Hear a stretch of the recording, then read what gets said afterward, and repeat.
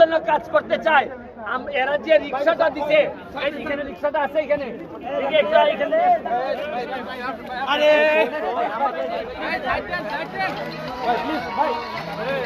মানুষের যন্ত্রণা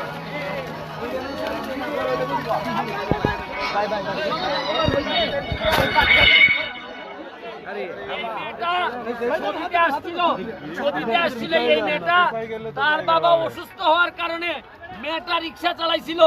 এই জন্য হৃদয়ে ব্রাহ্মণবাড়িয়া এরা চাঁদা তুলে এই লোকটার এই অটোরিক্সাটা উপহার দিছে। আমি কৃতজ্ঞতা জানাই হৃদয়ের ব্রাহ্মণবাড়িয়া যারা আছেন সদস্যদের, এবং একই সাথে বলবো সারা বাংলাদেশে যারা বিভিন্ন জায়গায় কাজ করতেছেন, দলমত নির্বিশেষে মানুষের পাশে দাঁড়ান। মানুষের পাশে যখন সবাই দাঁড়াই যাবেন তখন বাংলাদেশ আগাইতে বাধ্য হবে। আমি শেষে শুধু আপনি এই রিক্সাটা আপনার এখন কেমন লাগতেছে একটু বলবেন কি, এবং আপনার কি পরিবার অনেক ভালো হবে? মানে এই মানুষগুলা কথা বলতে পারে না, এরা শুধু বলছে যে এটা একটা ভালো কাজ।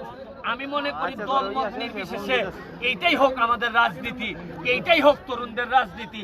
এই পর্যায়ে ব্রাহ্মণবাড়িয়া রেল স্টেশন থেকে এই বাচ্চার চেহারাটা দেখেন এবং এই চেহারাগুলা দেখেন, এরা হচ্ছে গিয়ে সেবা করব, আর এরা সমাজ সেবার কথাও বলে না। লাইভ থেকে বিদায় নিচ্ছি, ভালো থাকবেন, সুস্থ থাকবেন।